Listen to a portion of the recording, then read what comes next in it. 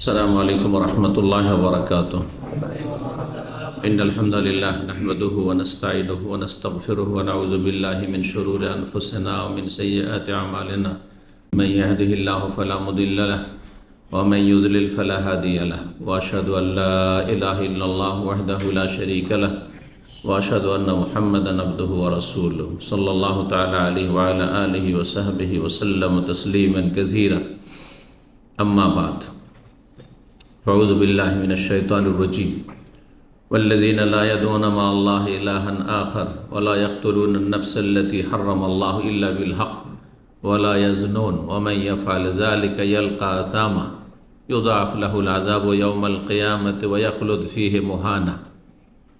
সম্মানিত ভাতৃমণ্ডলী, আল্লাহ রাব্বুল আলামিনের প্রশংসা এবং প্রিয় রাসূল সাল্লাল্লাহু আলাইহি সাল্লামের উপর সালাত ও সালামের পর আজ বৃহস্পতিবার 22 জিলকাদা 1445 হিজরি মোতাবেক 30 মে 2024 আমাদের ধারাবাহিক আলোচনা বিষয়ভিত্তিক বেশ কিছুদিন ধরে চলছে জাহান্নাম এবং জাহান্নামী সম্পর্কে। আজকে তার পর্ব নম্বর 9। বিষয়বস্তু অস্থায়ী জাহান্নামী হওয়ার কয়েকটি কারণ। আমাদের সামনে মোট 20টি কারণ রয়েছে, যদিও এছাড়া আরও অনেক কারণ রয়েছে। কোরআন এবং হাদিসে আরও বেশ কিছু দলিল প্রমাণ রয়েছে বিভিন্ন পাপ ও অন্যায়ের কারণে, গুনাহের কারণে মুসলিম সমাজের লোকেরা যারা বিভিন্ন পাপে জড়িয়ে আছে আর বিনা তওবায় আল্লাহর সামনে চলে গেছে, অর্থাৎ দুনিয়া থেকে বিদায় নিয়েছে, তারা শাস্তির সম্মুখীন হবে। আর তাদের মধ্যে কিছু এমন হবে তারা জাহান্নামের শাস্তির সম্মুখীন হবে। আর সবাই যে জাহান্নামী হবে, পাপিষ্ঠ যারা বিনা তবে মারা গেছে এমনটা নয়। এই ক্ষেত্রে বিভিন্ন স্তর পার করে গিয়ে জাহান্নামে পৌঁছিবে। কিছু পাপী আছে মুসলিম সমাজের, যারা হয়তো বিনা তওবাতে মারা গেছে, দুনিয়াতে অনেক কষ্ট পেয়েছে, কোর্টে দিয়ে তার কাফারা হয়ে গেছে। বিভিন্ন রোগ, বালা মুসিবত, আর্থিক সংকট, মানসিক পারিবারিক অশান্তি, সামাজিক অশান্তি, জুলমের শিকার ইত্যাদি ইত্যাদি, এতে তার কাফারা মোচন হয়ে গেছে। যাদের এইসব শাস্তি পেয়েও মোচন হয়নি, অথবা আল্লাহ শাস্তি দেননি, ছাড় দিয়েছেন, ছেড়ে দেননি, বিলম্ব করেছেন তাদেরকে শাস্তি দিতে, তাদের কবরের আযাব হবে। কবরের আযাব হয়ে অনেক পাপিষ্ঠ মুসলিম যারা বিনা তওবায় গিয়েছে, ওই গুনাহগুলি থেকে তওবা করেনি, সংশোধন করেনি খালেস অন্তর থেকে, তারা কঠিন শাস্তি ভোগ করবে কবরে। আর বহু পাপী হবে যারা কিছুদিন, দীর্ঘদিন কবরের আযাবের পরে তাদের আযাব স্থগিত হয়ে যাবে, মাফ হয়ে গেছে, মোচন হয়ে গেছে। আর কিছু এমন পাপী আছে মুসলিম সমাজে, না তারা মুসলিম, ঈমান ভঙ্গকারী নয়, বড় শিরক বড় কুফরি করে, নাস্তিক নয়, বেনামাজি একবারে নয়, তারপরে তারা মাজার পূজারী নয়, তারা হলুল ওয়াহাদাতুল ওজুদের কুফরি আকিদাই নয়, 12 ইমাম নিষ্পাপ, এই যে শিয়া রাফিজদের আকিদা, এসব কুফরি শিরকি আকিদাও তাদের ছিল না। তারা ইসলামকে টিকিয়ে রেখেছিল, কিন্তু এত দুর্বল ঈমান ইসলাম ছিল যে 5 ওয়াক্ত সালাত ঠিক ছিল, তারপরে শিরক মুক্ত ছিল, নাস্তিকতা মুক্ত ছিল, তবে বহু পাপে জড়িয়েছিল। কবরের আযাব চলতে চলতে কবর থেকে উঠে হাসর মাঠে হাজির হয়ে যাবে, তবুও তাদের পুরো পাপের শাস্তি সম্পূর্ণ হয়নি, আরও শাস্তি বাকি আছে। তখন হাসর মাঠের আযাব, ঘামে হাবুডুবু করলো, আর বহু অশান্তি, বহু কষ্ট ভোগ করলো হাসর মাঠে, তারপরেও যদি কাফারা না হয় তখন জাহান্নামে নিক্ষিপ্ত হবে। তাহলে জাহান্নামে যারা অস্থায়ী জাহান্নামী, তারা কত পাপ করে আল্লাহর সামনে হাজির হয়ে চিন্তা করুন। আমার এই ভূমিকা থেকে আশা করে বুঝতে পারছেন, অল্প স্বল্প কাবিরা গুনাহ যদি থাকে তো দুনিয়ার মেলা শাস্তি পেয়েছে, অথবা কবরের শাস্তি পেয়েছে, যাতে মোচন হয়ে গেছে। কিন্তু যাদের কাবিরা গুনাহ অনেক বেশি, এত শাস্তি পেয়েও মাফ হয়নি, কবরে আযাব দিয়েও তাদের মোচন হয়নি, কাফারা হয়নি, তখন জাহান্নামে তারা যাবে। কিন্তু যেহেতু মুসলিম ঈমান ভঙ্গকারী নয়, মুরতাদ হয়ে যায়নি, ইসলামের গণ্ডি থেকে বেরিয়ে যায়নি, সেই জন্য চিরস্থায়ী জাহান্নামী হবে না। গত সপ্তাহের আলোচনা ছিল চিরস্থায়ী জাহান্নামী, তার 10টি কারণ বর্ণনা করেছিলাম। এখান থেকে কেউ বুঝবেন না যে 10টির বেশি কারণ নেই, আরও কিছু কারণ এমন আছে যেগুলির কারণে মানুষ ইসলাম থেকে বহিষ্কৃত হয়ে যায়, অথবা বড় কুফরি, বড় শিরকের কারণে তারা চিরস্থায়ী জাহান্নামী আছে। কিন্তু অধিকাংশগুলি বা মোটামুটি এমন গুরুত্বপূর্ণ কিছু পয়েন্ট চলে এসেছে, প্রায় সবগুলি না হলেও বেশিরভাগ বিষয়গুলি বা বেশিরভাগ এরকম স্থায়ী জাহান্নামীগুলি সম্পর্কে আলোচনা হয়ে গেছে। অস্থায়ী জাহান্নামী যারা হবে তাদের আলোচনায় অনেক পাপী এরকম আছে, আর অনেক পাপ আছে যেসব পাপের কারণে, অন্যায়ের কারণে তারা জাহান্নামে যাবে। আমরা ধারাবাহিক আলোচনা করবো ইনশাআল্লাহ তাআলা, আজকে যতটা সম্ভব, আর তারপরে সামনে সপ্তাহে 10 নম্বর পর্বে আমরা জাহান্নাম এবং জাহান্নামী সম্পর্কে আলোচনা সম্পন্ন করব। তাহলে আর কথা না বাড়িয়ে আমরা আসি প্রথম কারণ অস্থায়ী জাহান্নামী হওয়ার, বা প্রথম অস্থায়ী জাহান্নামী কারা। 1 নম্বর, যারা মাতা পিতার অবাধ্য, মাতা পিতাকে কষ্ট দিয়েছে, মাতা পিতাকে কষ্ট দিয়েছে, মাতা পিতার নাফরমানি করেছে, অকুকুল ওয়ালিদাইন। আল্লাহ নির্দেশ দিয়েছেন বিররুল ওয়ালিদাইন, যে পিতা মাতার সাথে সদাচরণ, সদ্ব্যবহার করো। অবিল ওয়ালিদাইন এহসানা, এহসান করো, তাদের মাধ্যমে তোমার এহসান আল্লাহ করেছেন। তারা কত কষ্ট করে, বাপ আপন ফিল্ডে কষ্ট করেছে, মা আপন ফিল্ডে কষ্ট করেছে, কত কষ্ট করে এত দূর তোমাকে পৌঁছেছে, আর আজকে সে বাবা মাকে কষ্ট দিচ্ছ। এর জন্য জাহান্নামে যেতে হবে। কিন্তু যদি ঈমান ইসলাম ঠিক থাকে, যেমনটা বললাম, স্থায়ী জাহান্নামী হবে না। তো কেমন জাহান্নামী হবে? কিছুকাল, দীর্ঘকাল, লক্ষ লক্ষ বছর, কোটি কোটি বছর হইতে পারে, জি আল্লাহ ভালো জানেন। আর তারপরে এমন একটা সময় আসবে যে প্রতিটি মুমিন মুসলিম যতই পাপী হোক না কেন, তাদের তৌহিদ, আল্লাহর একত্বের বদৌলতে, আর তৌহিদের বহি প্রকাশ হচ্ছে 5 ওয়াক্ত সালাত। বলবেন না কিন্তু তৌহিদ মানে যে শুধু লা ইলাহা ইল্লাল্লাহ পড়েছিল বা জন্মসূত্রে লা ইলাহা ইল্লাল্লাহ কলমাটি পেয়েছিল, এটা মোটেই নয়। কিন্তু লা ইলাহা ইল্লাল্লাহ মানে আল্লাহ ছাড়া সত্য মাবুদ নেই। তার মানে একজন মানুষ ঘোষণা করছে, সাক্ষী দিচ্ছে যে আমার সত্য মাবুদ, উপাস্য আল্লাহ। তাহলে মাবুদ এবাদত থেকে তো সর্বনিম্ন এবাদত লাগবে। এই সর্বনিম্ন এবাদত ঈমান ইসলামকে রক্ষা করার জন্য হচ্ছে 5 ওয়াক্ত সালাত, 17 রাকাত, এর বেশি পড়ে না, না পড়ে, এতে ঈমান ইসলাম টিকে থাকে।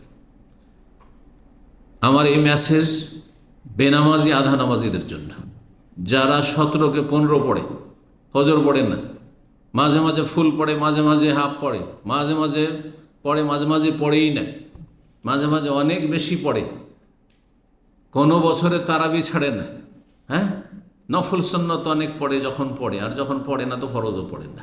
সতর্ক, সাবধান। ইসলাম রক্ষা করতে হলে 5 ওয়াক্ত সালাতের হেফাজত করতে হবে সর্বনিম্ন। এটি হচ্ছে ঈমান ইসলামের হেফাজত, এবং বহিঃপ্রকাশ যে ভিতরে ঈমান ইসলাম আছে, যে সত্য মাবুদ, মাবুদ এবার হক আল্লাহ, তার এবাদত কোথায় এবাদত? এবাদত হয়েছে 5 ওয়াক্ত সালাত, 5 বার আল্লাহর সামনে হাজিরে দিচ্ছি। তো যে কথাটি বলছিলাম, প্রথম কারণ অস্থায়ী জাহান্নামী হওয়ার, পিতামাতার অবাধ্য হওয়া বা কষ্ট দেওয়া, যাকে উকুকুল ওয়ালিদাইন বলা। ভালো আচরণ করতে হবে, খারাপ আচরণ করছেন। সম্পর্ক বহাল রাখতে হবে, সম্পর্ক ছিন্ন করছেন। কথার দ্বারা কষ্ট দিচ্ছেন, কাজের আচার আচরণ দ্বারা কষ্ট দিচ্ছেন, শারীরিক কষ্ট দিচ্ছেন, অথবা মানসিক কষ্ট দিচ্ছেন, অথবা আর্থিক কষ্ট দিচ্ছেন। আর্থিক কষ্ট মানে এই না যে যা কিছু ইনকাম করে সব বাপকে মাকে তুলে দেবেন, এটা জুলম, অত্যাচার বাপ মায়ের। ওই সব বাপ মারা জালেম, যারা মনে করে যে বাবা মা সমস্ত ধন সম্পদের অধিকার রাখে, ছেলে মেয়ে যা কিছু ছেলে যা ইনকাম করবে, মেয়ের খেতে পারে না, কারণ মেয়ে শ্বশুরবাড়ি গেলে তখন তার ইনকাম তাদের 1 পয়সা দেয়নি, ছেলের মতো করে মেয়েকে পড়ালো, মেয়ের কাছ থেকে তো কেউ ইনকাম পায়নি, সেটা বিরল। জি, যে কোনো মেয়ে একটা পরিবার হয়তো ধরেন লেখাপড়া করেছে আজকালকার আপনার পার্থিব লেখাপড়া, আর তারপরে রোজগার করে বাপ মাকে দেখছে, কোথায় পাবেন আপনি? কিন্তু ছেলেদের উপর অধিকাংশ বাপ মারে জুলুম অত্যাচার করে থাকে, বিশেষ করে প্রবাসীদের উপর। আল্লাহ সব বাপ মাকে হেদায়েত দান করে।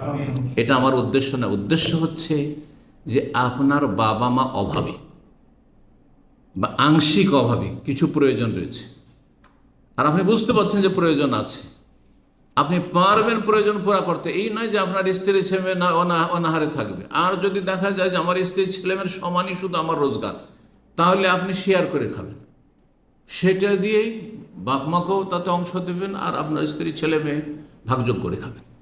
এইভাবে বাবা অসুস্থ, মা অসুস্থ, চিকিৎসার ব্যবস্থা দিতে হবে, বস্ত্র নেই, ঘর বাড়ি নেই, দিতে হবে, ইত্যাদি ইত্যাদি। জি, আরও মাঝে মধ্যে যদি সচ্ছল থাকে মাঝে মধ্যে হাতিয়া তোফা উপঢৌকন কিছু দিলেন, টাকা পয়সা দিলেন, যথেষ্ট যথেষ্ট। কিন্তু কথা বা কাজের মাধ্যমে আচার আচরণে চলাফেরাই যেন আপনি মানসিক শারীরিক কোনো রকম কষ্ট না দেন। অনেক সময় শারীরিক কষ্ট দেয় না, কখনো বাপ মায়ের উপর হাত তুলে না হয়তো, কিন্তু মানসিক কষ্ট দিয়ে থাকে, মেন্টাল টর্চার করে থাকে, ভালো আচরণ করে না। ভাব যে কত কষ্ট করে মাথার ঘাম পায়ে ফেলে মানুষ করেছে, কিন্তু তার সাথে একটা ভালো ভাষা ব্যবহার করে, তার সাথে বসতে চাই না। হ্যাঁ, বড় হওয়ার পরে শিক্ষিত হয়েছে, একটু পয়সাওয়ালা হয়েছে, অথবা একটা ভালো চাকরি পেয়েছে, তখন আর বাপ মায়ের, বুড়ো বাপ মায়ের পাশে বসাটা যেন তার জন্য সে ছোট হয়ে যাচ্ছে, সময় দিচ্ছে না, নিজের রুমে ঢুকে থাকছে, স্ত্রীকে সময় দিচ্ছে, কিন্তু বাপ মায়ের সাথে 5 মিনিটও বসা সে যেন মানহানি মনে করছে, অথবা বসতে চায় না। এগুলো মানসিক কষ্ট দাও, মানসিক কষ্ট দাও। সেটা হচ্ছে বড় কাবিরা গুনাহ, জাহান্নামে যাওয়ার কারণ। এত সহজ বিষয় নয়। কারণ 1 নম্বরে আমি বাপ মায়ের নাফরমানি হচ্ছে বা বাপ মাকে কষ্ট দেওয়া হচ্ছে জাহান্নামে যাওয়ার কারণ কেন নিয়ে আসলাম? কারণ আল্লাহর হকের পরে সবচেয়ে বড় হক হচ্ছে কার?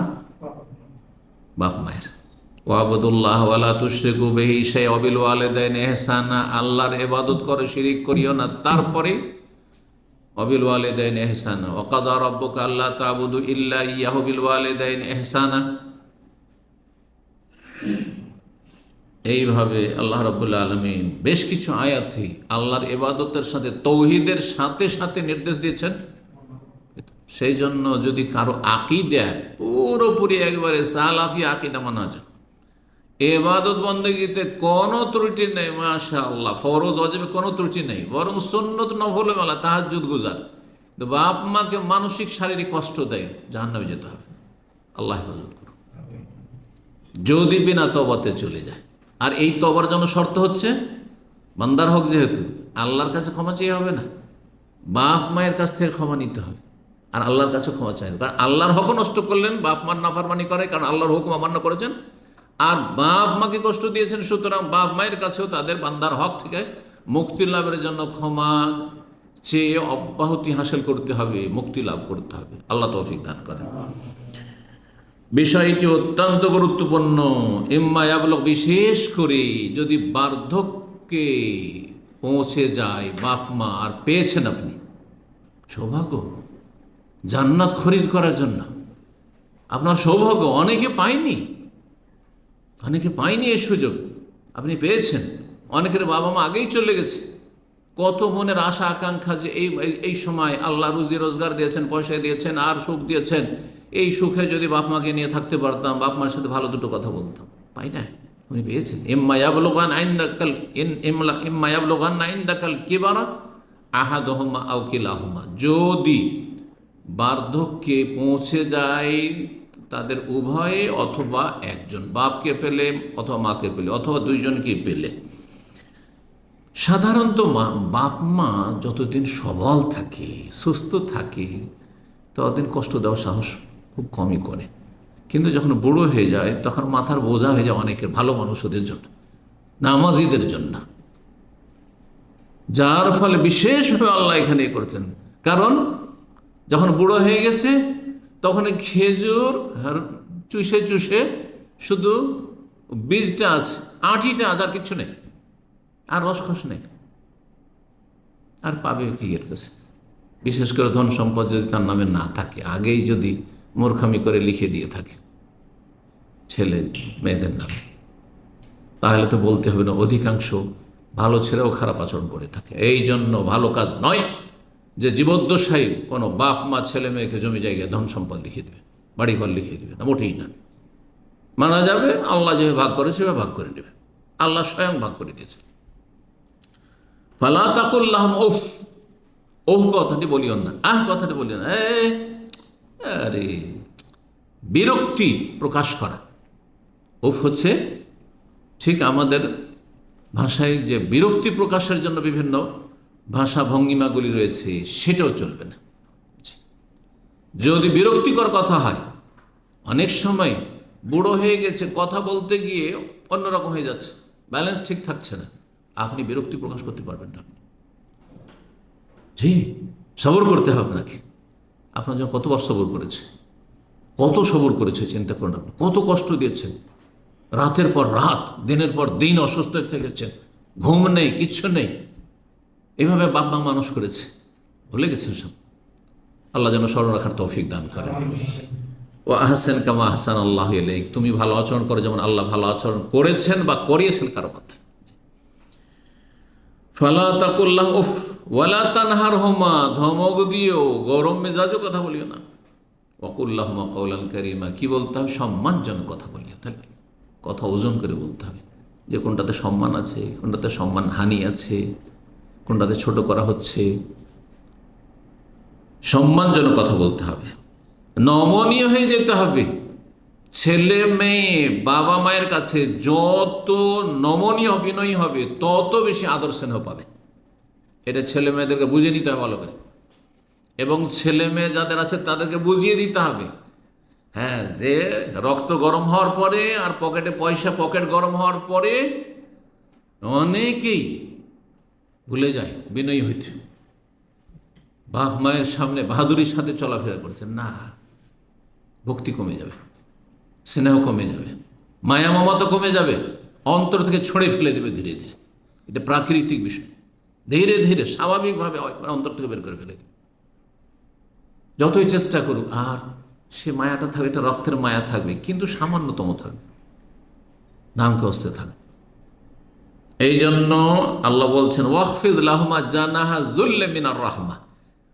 বাপ মা এখন বার্ধক্যে পৌঁছে গেছে, তাদের মায়া মমতায় দয়ায় তাদের জন্য তোমাদের জানাহাজুল, নমনীয়তার ডানাকে ঝুঁকিয়ে দাও। পাখির ডানার সাথে তুলনা করা হয়েছে। পাখি যেমন ডানাকে ঝুঁকিয়ে দেয়, হ্যাঁ, বাচ্চাগুলোকে সুরক্ষিত করার, হেফাজত করার জন্য, আপনিও একবারে ঝুঁকে যান, ঝুঁকে কথা বলেন। এই নয় যে চোখে চোখ মিলিয়ে। সালাফগণ বলেছেন যে কোনো ছেলে বা মেয়ে বাপ মার চোখে চোখ মিলিয়ে কথা বলে এভাবে, তাহলে সেটাই হচ্ছে নাফরমানি করা, সেটাই হচ্ছে বাপ মাকে কষ্ট দেওয়া। চোখ নিচে করে কথা বলতে। কয়জন আছেন আজকাল, কয়জন নামাজি আর সহি আকীদার দাবিদাররা এরকম চরিত্রের আছেন? জি, চোখে চোখ দিয়ে কথা বলা যাবে না। জি, যে যাকে খুব বড় মনে করা হয়, চোখে চোখ মিলিয়ে কথা বলতে লজ্জা পায় মানুষ। এটা দেখবেন, অনুভব করে, বিশেষ করে যার মধ্যে আদব কায়দা আছে। যার মধ্যে যত বেশি আদব কায়দা আছে, চোখে চোখ মেলাতে সাহস করবে না বড়দের সামনে এভাবে কথা বলে, লজ্জায়।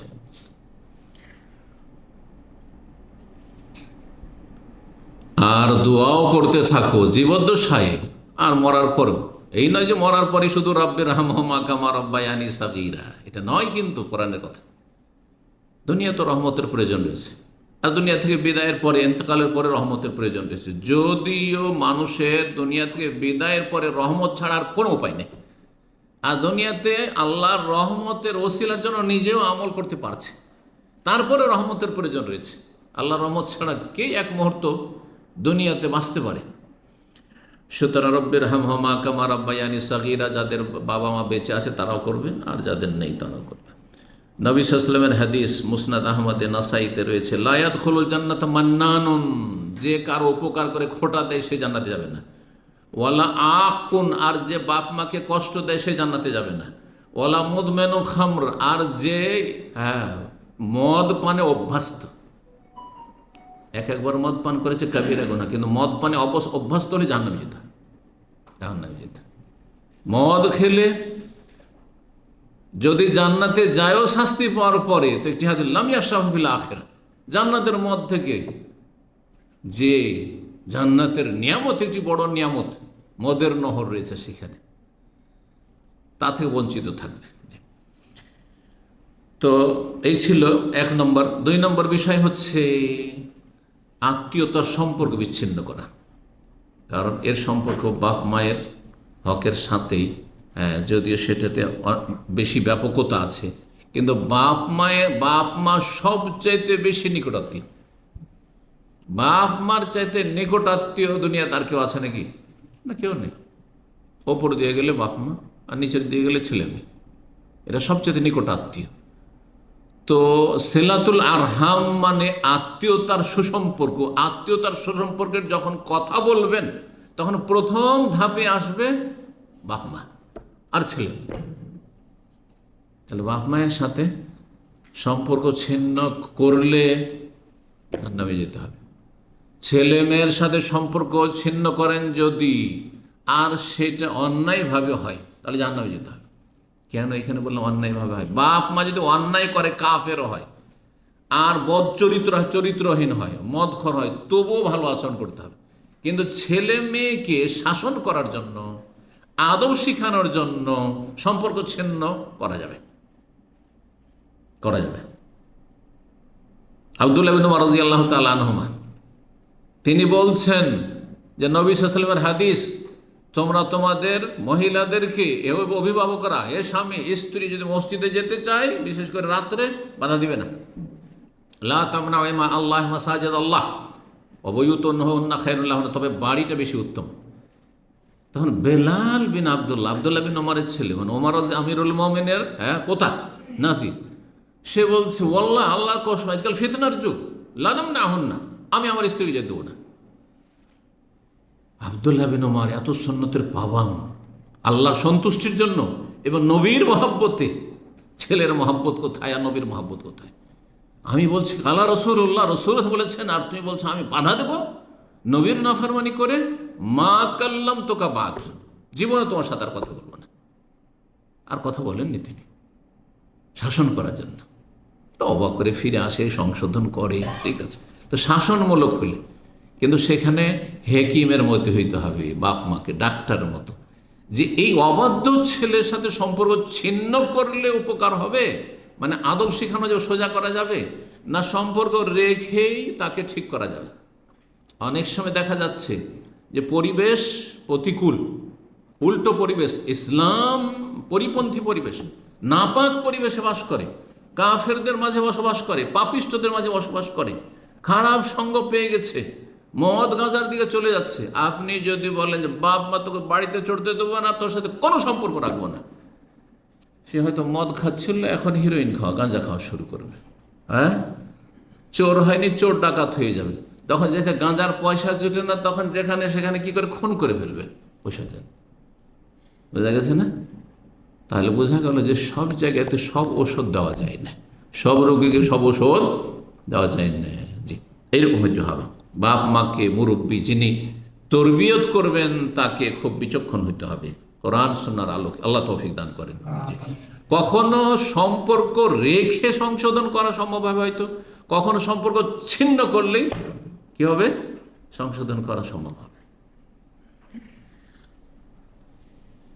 তাহলে আত্মীয়দের সাথে সম্পর্ক, আত্মীয় কারা?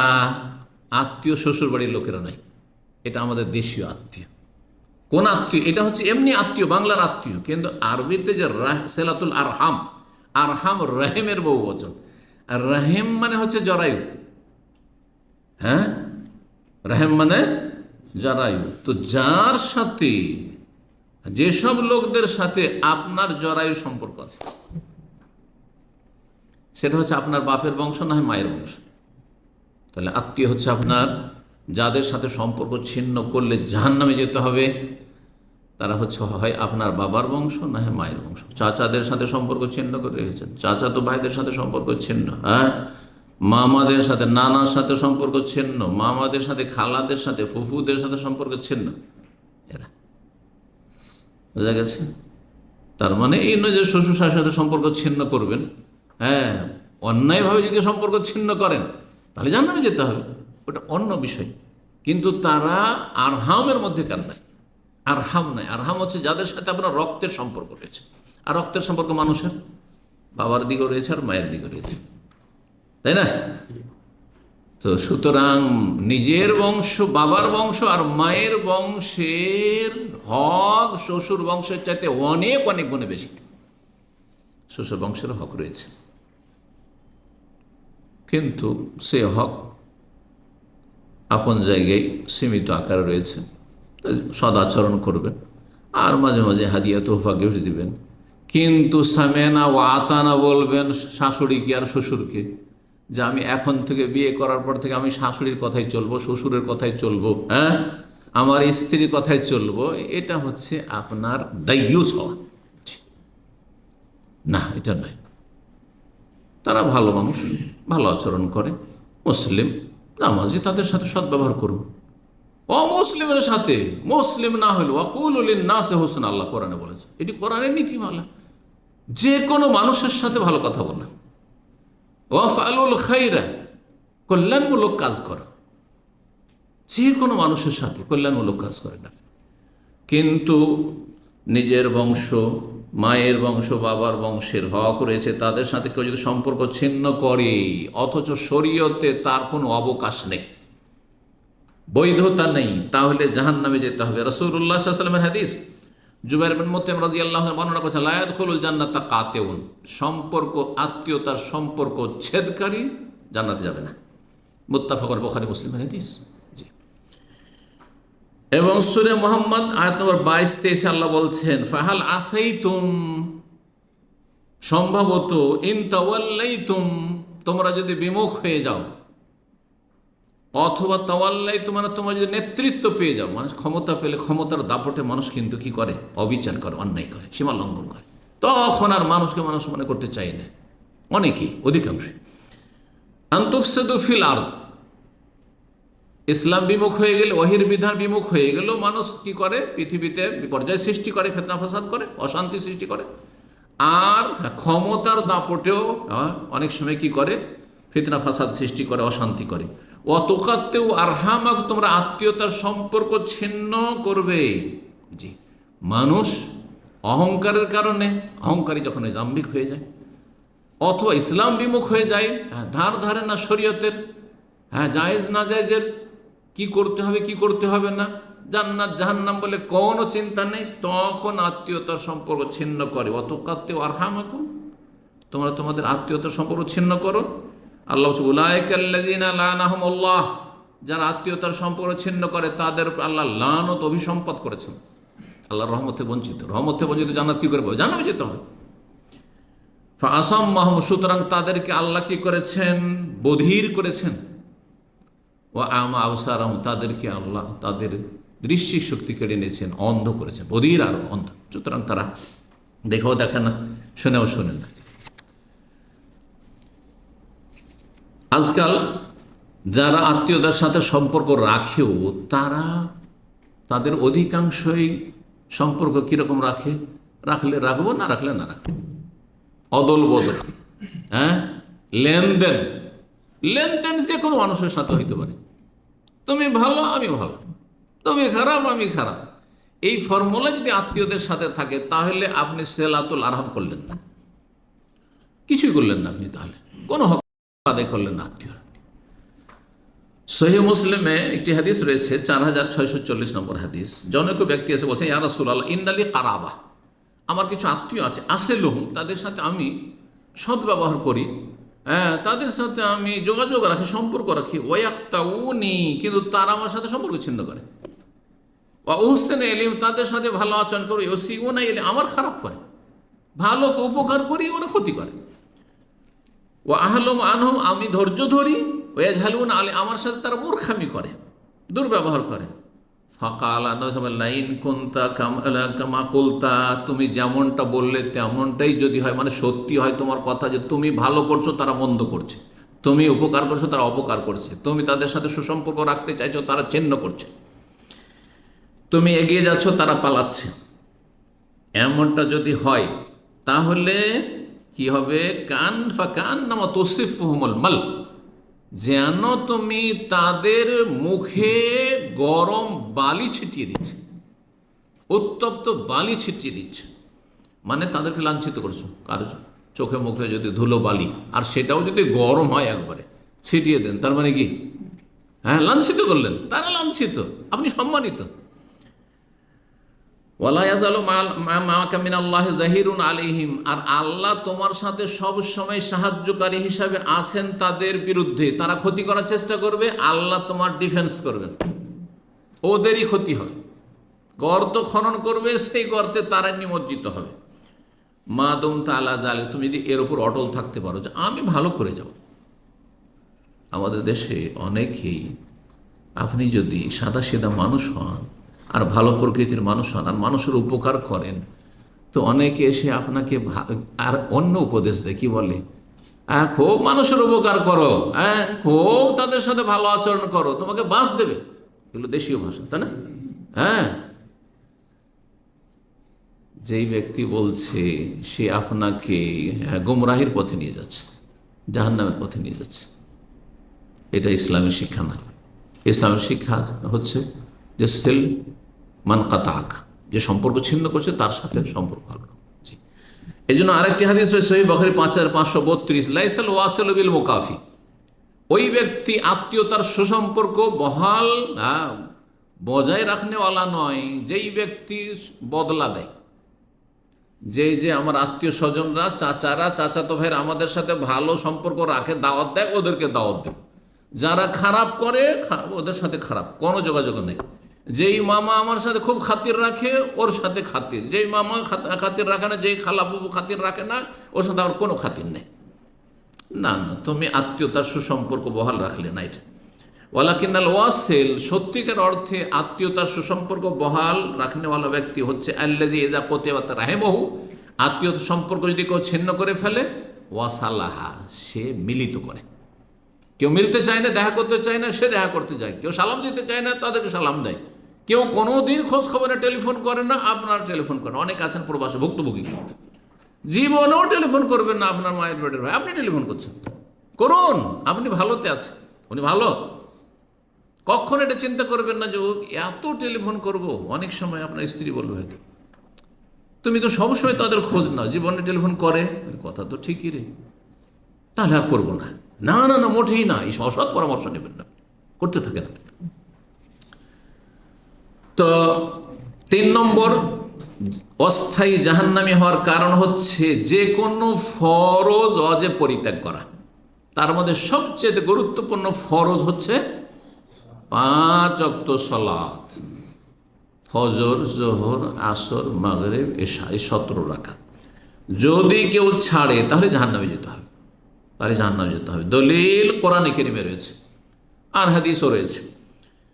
আল্লাহ বলছেন সূরা মারইয়ামের আয়াত নম্বর 59, ফাখালাফা মিন বাদিহিম খালফুন, ভালো মানুষদের পরে এমন একটি অবাঞ্ছিত জাতি আসলো বা আসবে, আদাউস সালাহ, যারা সালাতকে বিনষ্ট করবে, অত্যাবহ শাহওয়াত, তারা কুপ্রবৃত্তির অনুসরণ করবে, মনের পূজা করবে, মনের কামনা বাসনার পূজা করবে। মন চাইছে চল নামাজটা পড়ে আসি, গেল। মন চাইছে যে ফজর যাব না, গেল না, 4 পড়ব। মন চাইছে শীতকালে পড়ব, হ্যাঁ রাত লম্বা, গম হয়ে গেছে। আর গ্রীষ্মকালে এই রাত এত ছোট, ফজর পড়ব না, যাব না, সূর্য উঠিয়ে দিল। অত্যাবহ শাহওয়াত, কুপ্রবৃত্তির অনুসরণ করলো, সালাত নষ্ট করলো আর মনের পূজা করলো। কখনো কখনো 5 ওয়াক্ত মনের পূজায় 5 ওয়াক্ত পড়লো, আর কখনো কখনো ছাড়লো তো 5-ই ছাড়লো, নাই 2 ছাড়লো, 3 ছাড়লো, ইচ্ছা মতো, আমার মর্জি মোতাবেক নামাজ পড়ি। যদি এমনটা হয় তাহলে তারা হচ্ছে মনের পূজারী। ফাসাউফা ইয়ালকাউনা গাইয়া, শীঘ্রই তারা গাই নামক জাহান্নামের সম্মুখীন হবে। গাই একটি জাহান্নামের নাম, জাহান্নামের একটি স্তরের নাম। মুফাসসিরিনগণ বলেছেন ফাসাউফা ইয়ালকাউনা গাইয়া, রব্বুল আলামিন সূরাতুল মুদ্দাসির 40 থেকে 43-এ বলছেন, ফি জান্নাতি ইয়াতাসাআলুনা আনিল মুজরিমিন। জান্নাতীরা চলে গেছে আর ওদের গ্রামের বা বন্ধু মহলের আত্মীয় স্বজনের অনেককে জান্নাতে খুঁজে পায় না। বন্ধু বান্ধব, এরা স্কুল কলেজের বন্ধু ছিল, এরা মাদ্রাসার বন্ধু ছিল, তো এরা প্রবাসে আমাদের সাথে একই কোম্পানিতে বা দাম্মা এদেরকে দেখেছি। হ্যাঁ, কোথায় এরা? পাই না কেন এদেরকে খুঁজে? জিজ্ঞাসা করবে, এতে সাআলুনা, একে অপরকে জিজ্ঞাসা করবে, আনিল মুজরিমিন, ওই সব পাপিষ্ঠদের সম্পর্কে, অপরাধীদের সম্পর্কে।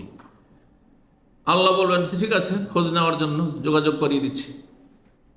আনিল মুজরিমিন, ওই সব পাপীদেরকে জিজ্ঞাসা করবে, জাহান্নামীদেরকে, মা সালাকাকুম ফি সাকার, কি ব্যাপার? একই গ্রামের মানুষ, হ্যাঁ, একই মায়ের পেট থেকে, হ্যাঁ, মায়ের পেটের ভাই বোন, আত্মীয় স্বজন, পরিচিত মানুষ, বন্ধু মহল, একই জায়গায় চাকরি করেছি। মা সালাকাকুম ফি সাকার, সাকার একটি জাহান্নামের নাম। জাহান্নামের যে আলোচনা করে শুরুতে বলেছি, সেই জাহান্নামের নামগুলি। সাকারে কিসে নিয়ে গেল? কোন আমল, কোন পাপের কারণে জাহান্নামে তোমরা গেলে? 1 নম্বর উত্তর, প্রথম উত্তর হচ্ছে কালু, তারা বললাম নাকু মিনাল মুসাল্লি, আমরা কি ছিলাম না? মুসাল্লি ছিলাম না। মুসলিম নয়, কি বলেন? মুসল্লি ছিলাম না, মানে নামাজ পড়তাম না। মুসল্লি কাকে বলে? আধা নামাজিকে মুসল্লি বলে? তাহলে বোঝালে পাকা নামাজি। 5 ওয়াক্ত নামাজ পড়লে মুসল্লি বলা হয়। তার 5 ওয়াক্ত যে নামাজি সে জান্নাতে যাবে, আর যারা মুসল্লি নয়, আধা নামাজি, তারা জান্নাতে যেতে পারবে না। জাহান্নামের শাস্তি ভোগ করতে হবে। তারপরে আল্লাহ ভালো জানে, যদি মাসলাটি ইখতিলাফি, সেই জন্য ধরে নেন যে যারা মাঝে মাঝে পড়ে মাঝে মাঝে ছাড়ে, তারা বড় কাফের না ছোট কাফের। এই ক্ষেত্রে অধিকাংশ বলছেন যে সে বড় কাফের নয়, বড় অপরাধী, বড় ফাঁসি, কিন্তু বড় কাফের নয়। কিন্তু টোটালি যারা পড়েনি, 5 ওয়াক্তের 1 ওয়াক্ত পড়ে না, ওটা সপ্তাহ চলে গেল পড়ে না, শুধু রমজানই মুসলমান, রমজানে পড়েছে, আর 11 মাস পড়ে না, এই ক্ষেত্রে সঠিক মত হচ্ছে যে তারা বড় কাফের। আল্লাহ হিদায়াত দান করুন, মুসলিম জাতিকে সঠিক বুঝ দান করুন, বেনামাজিদেরকে আল্লাহ হিদায়াত করুন। তাদের কারণে আল্লাহর আযাব আসছে, বিভিন্ন রকম আযাব, দুর্যোগ। 4 নম্বর জাহান্নামে যাওয়ার কারণ, অস্থায়ী জাহান্নামী হওয়ার কারণ হচ্ছে সুদ খাওয়া। সুদ খাওয়া, সুদখোর জাহান্নামে যাবে, এই মর্মে কোরআনে কারিমে আয়াত রয়েছে এবং রাসূলুল্লাহ সাল্লাল্লাহু আলাইহি ওয়াসাল্লাম হাদিসও রয়েছে। সময়ের স্বল্পতার জন্য সবগুলি হয়তো আমরা পেশ করতে পারবো না। আল্লাহ রাব্বুল আলামিন যাদের কাছে আল্লাহর উপদেশ পৌঁছে গেছে যে সুদ হারাম, সতর্ক সাবধান আল্লাহ করে দিয়েছেন, এবং চিরস্থায়ী জাহান্নামের কথা আল্লাহ খালেদুন বলেছেন, চিরস্থায়ী, তাহলে সে তো কাফের নাই। তবে হালাল যদি মনে করে যে সুদ হালাল, যেমন অনেকে আজকাল যারা সেকুলার মাইন্ডের, তারা বলে যে ইসলাম এইখানে আছে, আর কোথায়? মসজিদে আছে। যান যান, আপনি ধর্মকর্ম করবেন, ধর্মশালায়, ব্যাস। অর্থনীতির সাথে কিসের ইসলামের সম্পর্ক? এই কথা কিন্তু আমি বড় বড় MA পাস হেডমাস্টার হাই স্কুলে তাদের কাছ থেকে শুনেছি। তাহলে কিভাবে মুসলিম, হ্যাঁ, ছেলেরা, মুসলিম মেয়েরা আজকাল সেকুলার হয়ে যাওয়া মানে কাফের হয়ে যাওয়া, এটা অত সহজ নয়। এটা ভাববে না যে সেকুলার মানে মুসলিম, না না না, সেকুলার কাফের, সেকুলার এই জন্য কুফরি। ধর্ম অর্থনীতিতে নেই, ধর্ম রাষ্ট্রনীতিতে নেই, ধর্ম সমাজে থাকবে না, সমাজ বিভিন্ন পাপে জড়িয়ে থাকবে। এগুলো সামাজিক অনুষ্ঠান, বিবাহ শাদী, সামাজিক বিশেষত, সেইখানেও ইসলামের কোনো বিধিবিধান প্রযোজ্য নেই। লা হাওলা ওয়ালা কুওয়াতা ইল্লা বিল্লাহ, কুফর, কুফর। আল্লাহ রাব্বুল আলামিন চিরস্থায়ী জাহান্নামী করবেন কেউ যদি হারামকে হালাল মনে করে। না না, এটা কোনো ব্যাপার না। আর যদি হারাম মনে করে সুদ খায়, তাহলে সে পাপিষ্ট মুসলিম, 5 ওয়াক্ত নামাজি, কিন্তু সুদখোর হইত।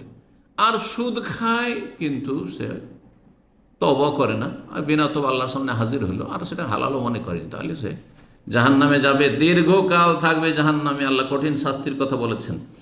মহান আল্লাহ ইরশাদ করেছেন সূরা বাকারা আয়াত 275, আল্লাযীনা ইয়াকুলুনা রিবা লা ইয়াকুমুনা ইল্লা কামা ইয়াকুমুল্লাযী ইয়াতাখাব্বাতুহু আশ-শাইতানু মিনাল মাস, যালিকা বিআন্নাহুম ক্বালু ইন্নামাল বাইউ মিসলুর রিবা ওয়া আহাল্লাল্লাহুল বাই'a ওয়া হাররামার রিবা।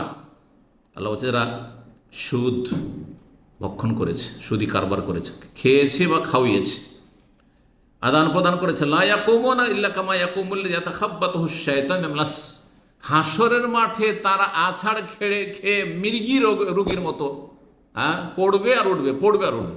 মৃগী রোগীকে দেখেছেন? হ্যাঁ, জি। আল্লাহ বলছেন শয়তান যেসব মানুষকে স্পর্শ করার কারণে সে আছাড় খাচ্ছে আর পড়ছে, উল্টিছে পাল্টিছে, এইরকম অবস্থা থাকবে, দুর্দশা থাকবে, আর সবাই দেখে জানবে যে এরা সুদ করছিল।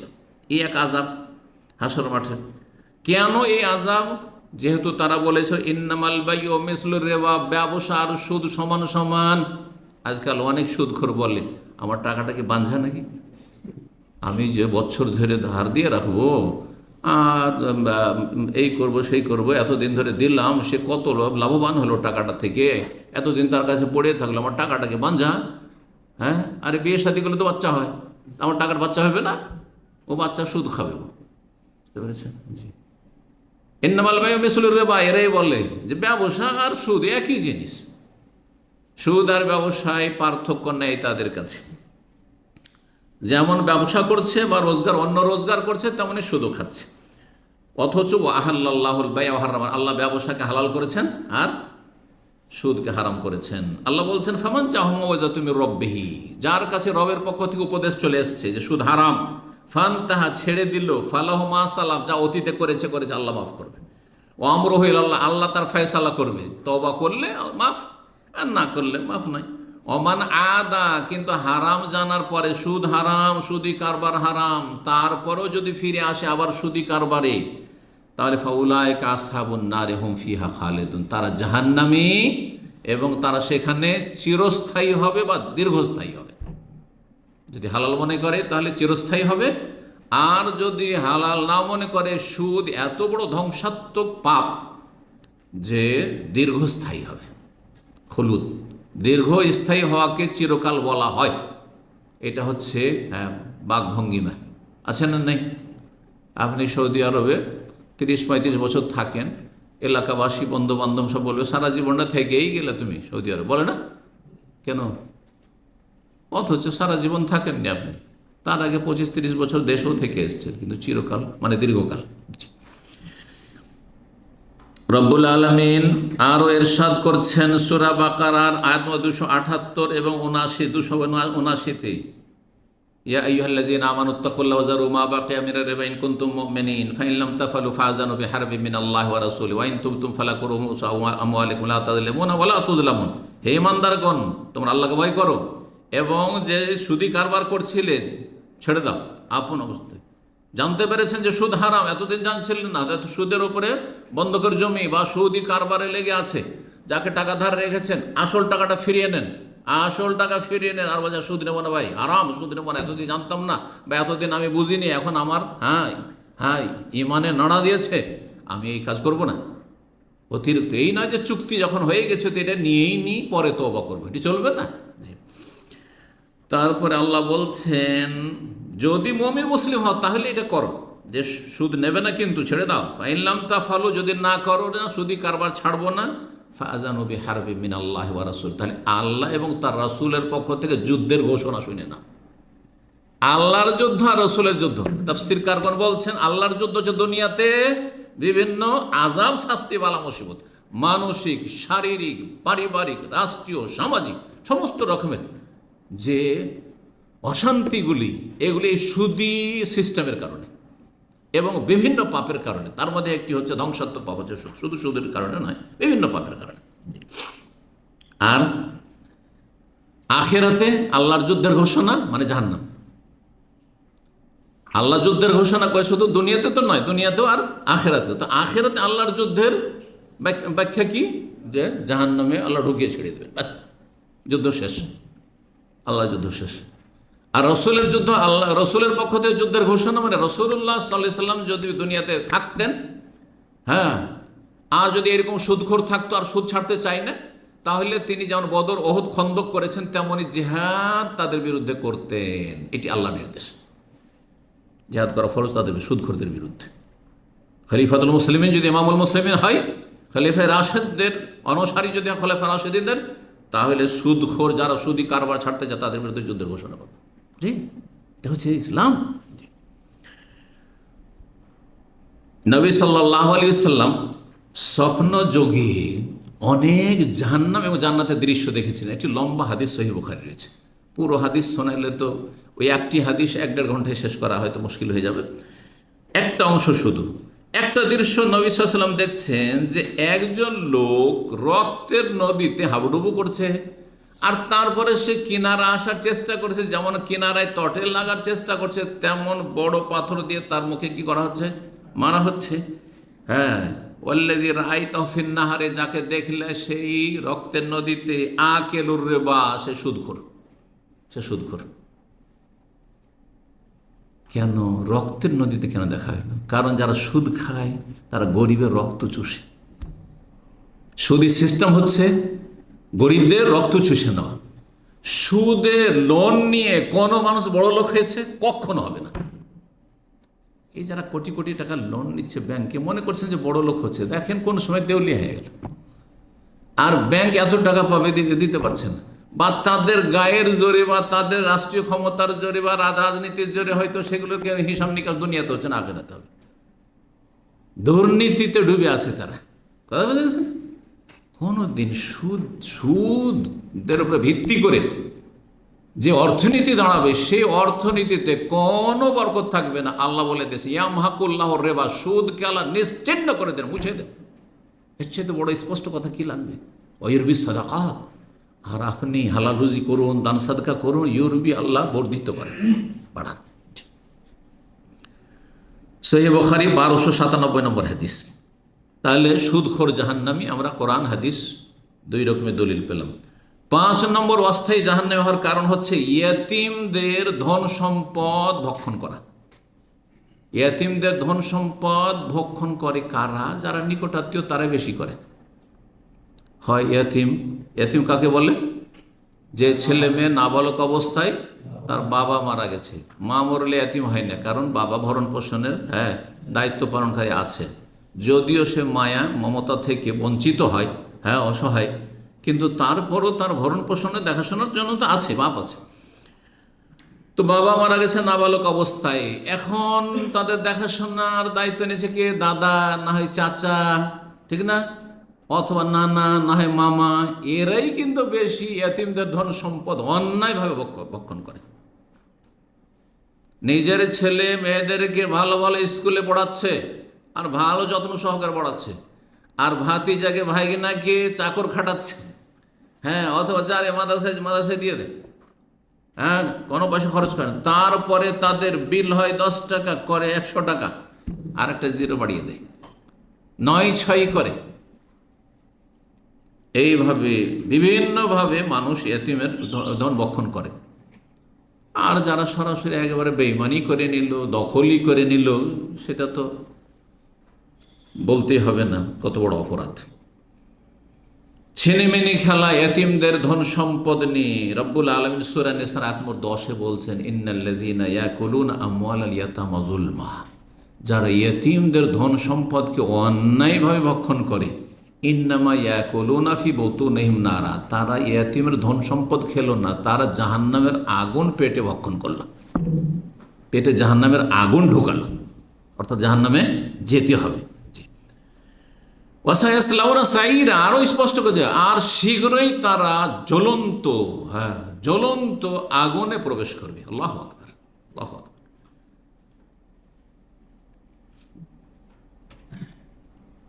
ইয়াতিমদের উপরে জুলুম করলে যেমন বড় অপরাধ, তেমন ইয়াতিমদের সাথে সদাচরণ যদি করেন, ইয়াতিমদের প্রতিপালন করেন, ইয়াতিমদের আদর স্নেহ করেন, মায়া মমতা করেন, তার জন্য আনা ওয়া কাফিরুল ইয়াতিমে কাহাত, নবী সাল্লাল্লাহু আলাইহি ওয়াসাল্লামের প্রতিবেশী হতে চাইলে একজন কমপক্ষে ইয়েতিমের আপনি কেফালত করেন, দেখাশোনা করেন।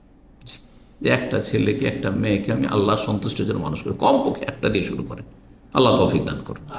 অন্তর যার শক্ত হয়ে যাচ্ছে, দোয়াতে কান্না আসে না, সালাতে খুশু আসে না, ইয়েতিমকে আদর স্নেহ করেন, ইয়েতিমকে কোলে নেন, ইয়েতিমের মাথায় হাত বুলান, দেখবেন যে অন্তর নরম হবে।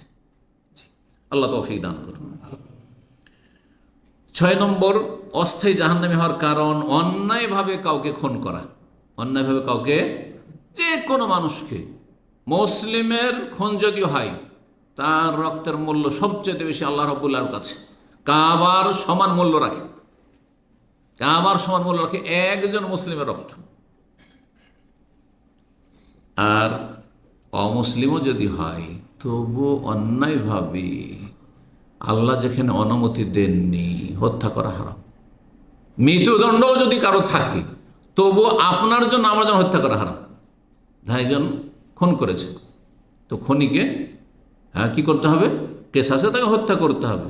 কিন্তু সেটা যদি কোনো মুফতি আলেম বা গ্রামের কোনো মণ্ডল মাতাব্বর সর্দার করে অথবা গ্রামের সামাজিক বিচারে করে, তাহলে জাহান্নামে যাবে এরা, জালেমেরা।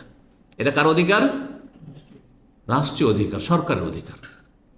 মৃত্যুদণ্ড যে পাবে প্রাপ্ত আসামি, তাকেও শাস্তি দেবে একমাত্র সরকার। এই না যে আপনার ভাইকে মেরেছে আমিও মেরে দেবো, আমার আত্মীয় মেরেছে তাকে আমি মেরে দেবো। আর এই করতে গিয়ে হচ্ছে কি, একজন মারলে 10 জনের লাশ ফেলে দিল, অথবা একজন মেরে পলাতক তখন ওর ভাইকে মেরে দিল, ওর বাপকে মেরে দিল, ওর মাকে, ওর স্ত্রীকে মেরে দিল। করছে না? করছে না?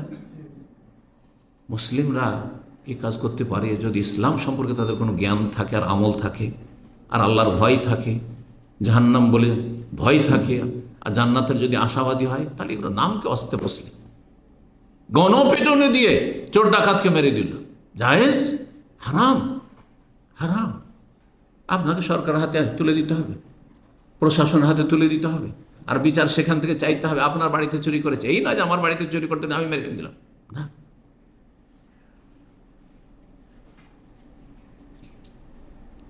অন্যায়ভাবে খুন করলে শাস্তি শুনুন। সূরা নিসা আয়াত নম্বর 93 আল্লাহ বলছেন, ওমাইয়াকতুল মুমিনা মুতাআম্মিদান, কেউ যদি কোনো মুমিন মুসলিমকে ইচ্ছাকৃত জেনে শুনে হত্যা করলো, অনিচ্ছাকৃত মানে ভুলবশত গাড়ি নিয়ে যাচ্ছিল আর সামনে হঠাৎ করে পড়ে গেছে আর অ্যাক্সিডেন্ট হয়ে গেল, এতে জাহান্নামে যেতে হবে না, কারণ ইচ্ছা করে করে।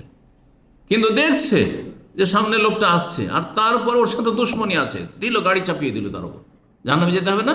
সে খুন করলো মুতাআম্মিদান, ইচ্ছাকৃত। ফাজাজা ও 5টি শাস্তি শোনেন, খুনির 5টি শাস্তি। এই জন্য যদি আমি এটাকে কয় নম্বরে নিয়ে এসেছি? 6 নম্বরে নিয়ে এসেছি। কিন্তু মনে রাখবেন যে খুনের অপরাধ আল্লাহ শিরকের পরে বর্ণনা করেছে, আর নামাজ ছাড়া শিরকের সমতুল্য। তাহলে নামাজ ছাড়ার পরে 2 নম্বরে বলা যেতে পারে শিরক, কুফরি, আর সালাত ত্যাগ করা, ফরজ সালাত ত্যাগ, তারপরেই খুনের অপরাধ। জি, তো সিরিয়ালি আমি 6 নম্বর নিয়ে এসে, এর মানে এই নয় যে 6 নম্বর এটা অপরাধ, বরং অপরাধের দিক থেকে অত্যন্ত বড় অপরাধ, মারাত্মক অপরাধ, মানুষকে খুন করা। যেই ব্যক্তি কোনো মুমিন মুসলিমকে খুন করবে ইচ্ছাকৃত, ফাজাজাহু জাহান্নাম, 1 নম্বর তার বদলা হচ্ছে, শাস্তি হচ্ছে জাহান্নাম। খালেদান ফি, 2 নম্বর সেখানে চিরকাল থাকবে যদি হালাল মনে করে, আর যদি হালাল না মনে করে থাকে, অনেকে মারবো কি হবে, কোনো দোষের কথা নয়, তাহলে চিরকাল জাহান্নামে থাকতে হবে। এই বেটাকে খুন করা জায়েজ, তাহলে চিরকাল জাহান্নামে থাকবে। জঙ্গিরা মনে করে যে পুলিশ অফিসারকে মারা জায়েজ, রাষ্ট্রীয় নেতাকে মারা জায়েজ, তাহলে সে চিরকাল জাহান্নামে থাকবে, কারণ হালাল মনে করে একজন মুসলিমকে মারা। যেসব আলেমরা জঙ্গিদের বিরুদ্ধে ফতোয়া দেয়, সালাফি ওলামারা, তাদেরকে তারা মুনাফিক বলে, যে তাদেরকে মেরে জান্নাতে যেতে চায়। খারেজিয়েরা যেমন আলী রাদিয়াল্লাহু তাআলা খুন করে ইবনে মুলজাম জান্নাতে যেতে চেয়েছিলেন। কথা বোঝা গেছে না? হালাল মনে করলো, রক্ত মুমিন মুসলিমের হালাল মনে করলো, তাহলে খালেদান ফি, আসলেই চিরকাল থাকতে হবে জান্নাতে, যতই নামাজ রোজা থাক না কেন। এই জন্য জঙ্গিরা 2 রকম, স্থায়ী জাহান্নামী হইতে পারে যদি হালাল মনে করে, মারতে গিয়ে হালাল লেগে মারা, আর নাশকতামূলক কাজ করেছে কিন্তু হালাল সেটাকে হয়তো মনে করেনি, তাহলে তখন অস্থায়ী জাহান্নামী হতে পারে। এই জন্য জঙ্গিদের বিষয়টি অত্যন্ত মারাত্মক বিষয়। আল্লাহ হেফাজত করে মুসলিম সমাজের মুসলিম যুবক যুবতীদের হেফাজত করে এই জঙ্গিবাদ থেকে, চরমপন্থা থেকে। তাহলে 2 নম্বর শাস্তি, চিরকাল বা দীর্ঘকাল থাকতে হবে। ওয়াগাদিব আল্লাহ, আল্লাহর গজব হইতে থাকবে, ক্রোধ।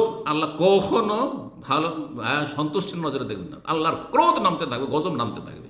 ওয়াল্লান, আল্লাহ লানত, অভিসম্পদ হইতে থাকবে, রহমত থেকে বঞ্চিত করার ঘোষণা। ও আদালাহু আযাবান আযীম, মহা শাস্তি আল্লাহ তৈরি করে রেখেছেন জাহান্নামে। 5টি শাস্তি যদি কেউ মুমিন মুসলিমকে খুন করে। অমুসলিমকে কেউ যদি খুন করে, রাসূলুল্লাহ সাল্লাল্লাহু আলাইহি ওয়াসাল্লাম, সহিহ বুখারী হাদিস, মান কাতাল মুআহাদান লাম ইয়ারাহ রায়াহাতাল জান্নাহ, একমাত্র রণক্ষেত্রে আপনার বিরুদ্ধে অস্ত্র ধরে এসছে, আপনার জাতির বিরুদ্ধে অস্ত্র ধরে এসছে, আপনি তখন মারা যায় যুদ্ধের ময়দানে। কিন্তু এমনি রাস্তাঘাটে চলাফেরা করছে, অথবা নিরীহ মানুষ তারাও বসবাস করছে, আপনিও বসবাস করছেন, অথবা তারাও কাজের জন্য প্রবাসে এসছে, আপনিও এসেছেন বা আপনারা এসছেন, আর কেউ মেরে দিলেন, এটা যদি করে মান কাতালা মুআহাদান, চুক্তি যাদের সাথে রয়েছে, যে কোনো রকমের চুক্তি হোক না কেন, সেটা ব্যক্তি চুক্তি হোক, রাষ্ট্রীয় চুক্তি হোক, আন্তর্জাতিক চুক্তি হোক, আজকাল সবচেয়ে আন্তর্জাতিক কূটনৈতিক চুক্তি আছে না নাই? যদি কোনো অমুসলিমকে কেউ খুন করে দেয়, লাম ইয়ারা রাইহাতাল জান্নাত, পথ দূরের কথা, জান্নাতের সুগন্ধি পর্যন্ত পাবে না। ওয়াইন্না রিহা লাতুজাদু মাসিরাতা আরবাঈনা আমান, অথচ জান্নাতের সুগন্ধি, জান্নাত 40 বছরের দূরত্বে আছে, এখনো 40 বছর লাগবে যেতে। জি, এই দুনিয়ার গতিতে যদি যাওয়া হয়, এত দূর থেকে জান্নাতের সুগন্ধি পাওয়া যাবে। তারপর এই লোক যে অমুসলিমকে খুন করেছে, সে জান্নাতে যাবে না।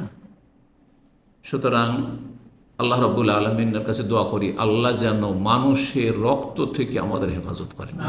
কোন খুনের সাথে ইশারা, ইঙ্গিত, কুপরামর্শ, কোন রকমের যেন সংযোগ আমাদের কারো না থাকে। একজন মুসলিমের সামান্যতম কোনো মানুষের রক্তের সাথে যেন সম্পর্ক না থাকে, যেমন তো বিষয় নয়।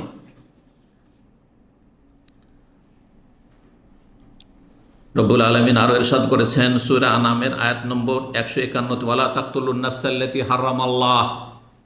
জি, এমন ব্যক্তিকে হত্যা করিও না যাকে হত্যা করা আল্লাহ নিষিদ্ধ করেছেন, হারাম করেছেন, ইল্লা বিল হক, তবে ন্যায় সঙ্গত হইলে। ন্যায় সঙ্গত, মৃত্যুদণ্ডপ্রাপ্ত আর সরকার দিচ্ছে, এটা ন্যায় সঙ্গত। যে ক্ষেত্রগুলি নবী সাল্লাল্লাহু আলাইহি ওয়াসাল্লাম 3টি ক্ষেত্র বলেছেন। জি, তারপরে সূরা ফুরকানের আয়াত দিয়ে শুরু করেছিলাম, এখানে শেষ করে তাহলে ওয়াল্লাযীনা লা ইয়াদউনা মা আল্লাহি ইলাহান আখার, যার রহমানের বান্দা জান্নাতি, তারা শিরিক করে না, আল্লাহর সাথে অন্যকে ডাকে না। ইয়া গৌস বলে না, হরে রামও বলে না, ইয়া খাজাও বলে না, একমাত্র ইয়া আল্লাহ, ইয়া রব, একমাত্র আল্লাহর কাছে চাই তারা। ওয়ালা ইয়াকতুলুনা আন-নাফসাল্লাতী হারামাল্লাহু ইল্লা বিল হক, আর অন্যায়ভাবে কাউকে খুন করে না। ওয়ালা ইয়াজনুন, আর জিনাও করে না। 3টি বড় অপরাধের কথা এই আয়াতে রব্বুল আলামিন বর্ণনা করেছেন। সূরা ফুরকান আয়াত নম্বর হচ্ছে আপনার 70, 68 থেকে শুরু করে 70 পর্যন্ত বিস্তারিত আলোচনা রয়েছে।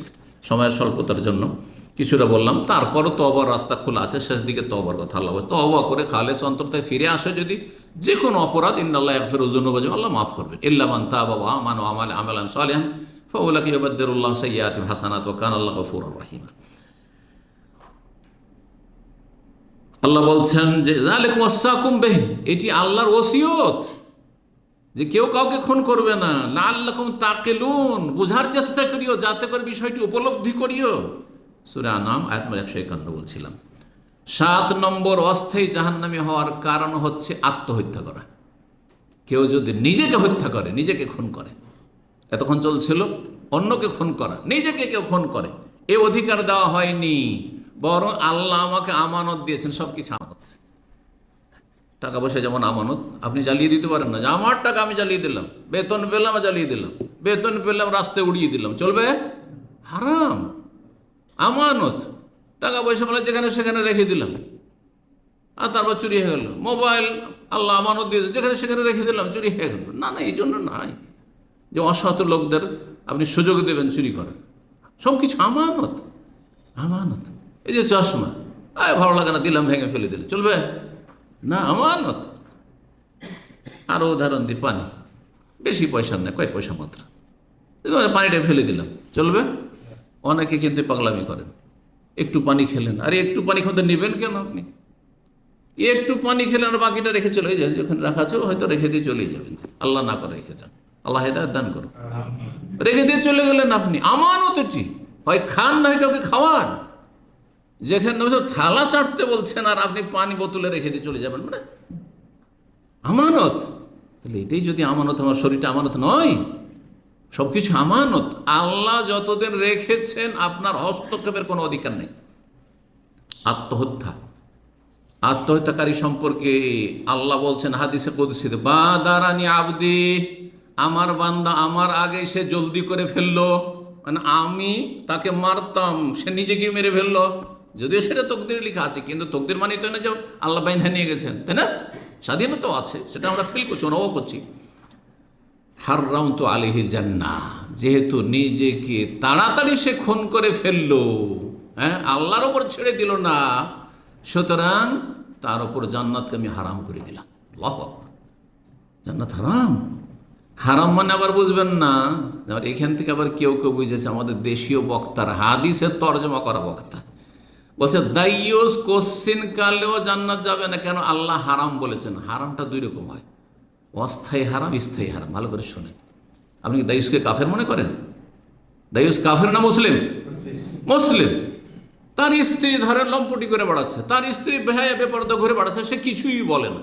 তার স্ত্রী গায়ে হাতে কাপড় দেয় না, পেট পিট দেখে বেড়াচ্ছে, আর কিছুই বলে না। সে কাফের না মুসলিম?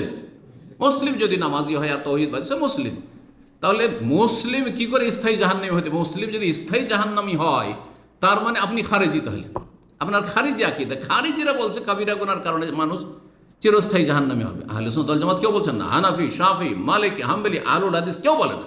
সুতরাং এটি আহলে হাদিসদের ফতোয়া নয়। ভালো করে শোনেন যে দাইয়ুস কোশ্চিন কালে জাহান্নামে যাবেন, এই কথা যদি কেউ লিখে বলে, তাহলে সে খারেজিদের তর্জমা করলো, জেনে করলে সে খারেজি নিজে। হ্যাঁ, খারেজিদের ফতোয়া দিল, সে আহলে সুন্নাতের ফতোয়া দেয়নি। এটা আহলে হাদিস ফতোয়া, সালাফি ফতোয়া নয়, হানাফি ফতোয়া নয়, শাফিও না, মালিকিও না, হাম্বলিও না। ভালো করে শুনে রাখেন। তাহলে হারাম জিনিসটি হচ্ছে কীরকম? হ্যাঁ, তাকিদের জন্য, তাবিদের জন্য। একটি হচ্ছে শক্ত করে বয়ান করার জন্য, শাসানিমূলক, দীর্ঘকাল হারাম, কিন্তু চিরকাল হারাম নয়। আরেকটি হচ্ছে চিরকালে হারাম। কাফের যে ইমান ভঙ্গ করে দুনিয়া থেকে যাবে, তার জন্য জান্নাত চিরতরে হারাম। আর যেই ব্যক্তি ইমান রক্ষা করে যাবে কিন্তু পাপিষ্ট, তার জন্য দীর্ঘকাল জান্নাত হারাম। এবার বোঝা গেছে? এই ব্যাখ্যা যদি জেনে নেন, তাহলে আপনি মধ্যমপন্থী মুসলিম, সহি আকীদা মানহাজের মুসলিম হইতে পারবেন। জি, আল্লাহ তৌফিক দান করুন। একটি হাদিস শুনিয়ে শেষ করব, তার আগে আয়াত শোনাই। আত্মহত্যা সম্পর্কে আয়াতও আছে। আত্মহত্যার একটি আমার আলোচনা 1 ঘন্টার আছে, বিস্তারিত আছে, কিন্তু এখানে যেহেতু প্রসঙ্গ অন্যরকম, সুতরাং একটি করে দলিল। সূরা নিসার আয়াত 29, আল্লাহ ওয়ালা তাকতুলু আনফুসাকুম, তোমার নিজেদেরকে খুন করিও না, মানে আত্মহত্যা করিও না। এটা হচ্ছে একটি তফসির। আরেকটি তফসির হচ্ছে তোমরা একে অপরকে খুন করিও না। এটাও তার মানে অন্যকেও খুন করিও না। অন্যকে খুন করা মানে নিজেকে খুন করা। যখন অন্যকে খুন করলেন, আপনার মতো তার রক্ত মাংস, আপনার মতো তার আত্মা, আপনার মতো তার বেঁচে থাকার অধিকার ছিল, আপনার মতো তার বেঁচে থাকার প্রয়োজন ছিল, তার দিকে অনেকে তাকিয়ে আছে, সে অনেকের ভরণ পোষণ দেখাশোনা করছে, যেমন আপনি করছেন। এটা ওয়ালা তাকতুলু আনফুসাকুম। আর আরেকটি অর্থ ওয়ালা তাকতুলু আনফুসাকুম মানে তোমরা আত্মহত্যা করিও না। ইন্নাল্লাহা কানা বিকুম রাহিমা, কারণ আল্লাহ তোমাদের উপর বড় দয়ালু, মায়া মমতা করেন। আল্লাহ চান না যে নিজে থেকে চলে যাও এইভাবে, হ্যাঁ, আত্মহত্যা করে আর তারপরে জাহান্নামে ঢুকে যাও। কারণ আত্মহত্যা করে গেলে জাহান্নামে যেতে হবে। আল্লাহ বড় রহিম, আল্লাহ চান না যে জাহান্নামে দেবো, কিন্তু তুমি জাহান্নামে কেন যেতে চাইছো আত্মহত্যা করে? জি, আল্লাহু আকবার। কত আল্লাহর মায়া, চিন্তা করুন তো দেখি। আল্লাহ বলছে আল্লাহ রহিম, আল্লাহ দয়ালু, তুমি মারছো কেন নিজেকে? কেন তুমি আত্মহত্যা করতে যাচ্ছ? ওয়ালা তাকতুলু আনফুসাকুম। আল্লাহু আকবার। যদি আমরা এগুলি যদি অনুভব করি, তো আমাদের ঈমান আরও সতেজ হয়ে যাবে যে আল্লাহ কত মায়া মমতা। বাপ মায়ের চাইতে অনেক বেশি মায়া, তুলনাই চলে না। হাদিসে রয়েছে তুলনায় চলে। বাপ মায়ের মায়া হচ্ছে সীমিত মায়া, যতই বেশি মায়া হোক না কেন, তারপরও সীমিত রব্বুল আলমিনের মায়া, মমতা, রহমত, দয়ার তুলনায়। জি, হাদিস একটি, সেই হাদিসটি দিয়ে শেষ করছি। রাসূলুল্লাহ সাল্লাল্লাহু আলাইহি ওয়াসাল্লাম থেকে আবু হুরায়রা বর্ণনা করছেন, ক্বালা রাসূলুল্লাহ সাল্লাল্লাহু আলাইহি ওয়াসাল্লাম মান কাতালা নাফসাহু বিহাদিদাতিন, কোনো ব্যক্তি যদি আত্মহত্যা করে লোহার ধারালো অস্ত্র দিয়ে, যে কোনো লোহার অস্ত্র দিয়ে, বন্দুক, হ্যাঁ, পেস্তুল, এটাও লোহার অস্ত্র ধারে, ফাহাদিদাতু ফি ইয়াদিহি, কিয়ামতের দিনে জাহান্নামে জ্বলবে, এবং সেই লোহার অস্ত্র, চাকু হইলে চাকু, ছুরি হইলে ছুরি, আর যে বন্দুক হয়, পেস্তুল হয়তো সেটাই, রিভলভার হলে সেটাই, তার হাতে ইয়াতাওয়াজ্জাউ বিহা ফি বাতনিহি ফি নারি জাহান্নাম, জাহান্নামের আগুনে সে নিজের পেটে ঢুকাইতে থাকবে, বা যেখানে মেরেছে সেখানে। তাহলে অনেকে পেস্তুল গুলি করে, মাথায় গুলি করে, যেমন কয়েক বছর আগে হতভাগা করলো, তো সেটা করতে থাকবে, মার, গুলি কর, নিজেকে গুলি কর। খালেদান মুখাল্লাদান ফিহা আবাদা, সেখানে চিরকাল। খালেদান শুধু বলেননি, মুখাল্লাদান ফিহা আবাদা, চিরকাল সেখানে থাকবে। তার মানে কি চিরকাল? হাদিসে তর্জমা করে মানে দীর্ঘকাল থাকবে। আত্মহত্যাকারী দীর্ঘকাল জাহান্নামে থাকবে, কারণ তওবার সুযোগ পেল না। তো আত্মহত্যার অপরাধটি এমন একটা অপরাধ যে এরপরে তবার কোনো চান্স নেই।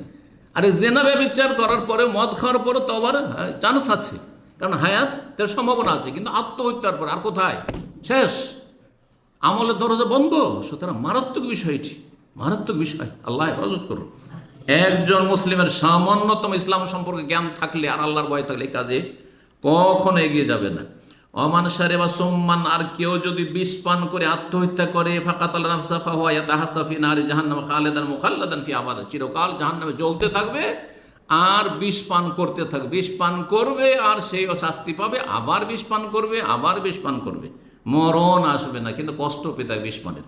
ওমান তারাদ্দা মিন জাবালিন, যে দুনিয়াতে উঁচু জায়গা থেকে, পাহাড় থেকে বা বড় বড় টাওয়ারের ছাদ থেকে পড়ে আত্মহত্যা করেছে, অনেকে করেছেন না, প্রেমিক প্রেমিকা ভালোবাসা প্রদর্শন করতে গিয়ে, আউযুবিল্লাহি মিনাশ শাইতানির রাজিম। কত নিকৃষ্ট এরা, কত নিকৃষ্ট, কীট পতঙ্গ যে পেশাব পায়খানা তাদের চাইতে নিকৃষ্ট যারা এইসব কাজ করে। এক তো নোংরামি করেছে, লুচ্চামি করেছে, জেনা ব্যভিচার অশ্লীলতা, আর তারপরে আবার আত্মহত্যা করছে।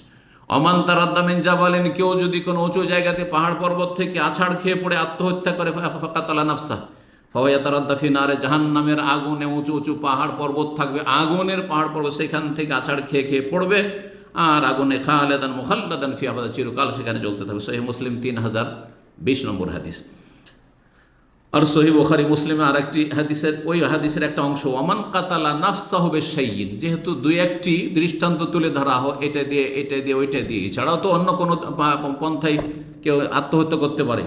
তারপর ওমান কাতালা নাফসাহু বিশাইইন, রাসূলুল্লাহ বলছেন কোনো ব্যক্তি যদি কোনো কিছু দিয়ে আত্মহত্যা করে, কোনো কিছু দিয়ে আত্মহত্যা করে, উযযিবা বিহি ফি নার, সেটা দিয়ে তাকে জাহান্নামের আগুনে শাস্তি দেওয়া হবে, জাহান্নামের আগুনে সেটা দিয়েই তাকে শাস্তি দেওয়া হবে। যেমন কেউ যদি অঙ্গহানি করে, হাত পা কেটে নিল নিজের, আউযুবিল্লাহ, আর তারপরে আত্মহত্যা করলো, তাহলে ওইভাবে শাস্তি দেওয়া হবে। যে যেমনভাবে এক কথায় আত্মহত্যা করবে সেইভাবে তাকে জাহান্নামের শাস্তি দেওয়া হবে। আল্লাহ রাব্বুল আলামিন আমাদেরকে সমস্ত অনিষ্ট থেকে বেঁচে থাকার তৌফিক দান করুন, সমস্ত পাপ থেকে, অন্যায় থেকে, জুলুম অত্যাচার থেকে বেঁচে থাকার তৌফিক দান করুন। কথা লম্বা হয়ে গেছে, আর 7টি বিষয় আমরা আলোচনা করলাম, আর বাকি ইনশাআল্লাহ আমাদের সামনে 13টি থাকলো। আগামী সপ্তাহে ইনশাআল্লাহ তাআলা সেগুলি আলোচনা করব। আল্লাহ রাব্বুল আলামিন যেন তৌফিক দান করেন এবং আল্লাহ আমাদেরকে সমস্ত গুনাহ থেকে বেঁচে থাকার তৌফিক দান করেন, ভালো আমলের তৌফিক দান করেন, ফরজ ওয়াজিব আদায়ের তৌফিক দান করেন, মানুষের হক আদায় করার তৌফিক দান করেন, মানুষের রবের হক যথাযথ আদায় করার তৌফিক দান করেন। আল্লাহ রাব্বুল আমাদেরকে জান্নাতুল ফিরদৌস দান করেন, জাহান্নামের আযাব থেকে, কবর আযাব থেকে রক্ষা করেন। ওয়া সাল্লাল্লাহু সাল্লাম আলা নবিয়িনা মুহাম্মদ ওয়া আলা আলিহি ওয়া সাহবিহি আজমাইন।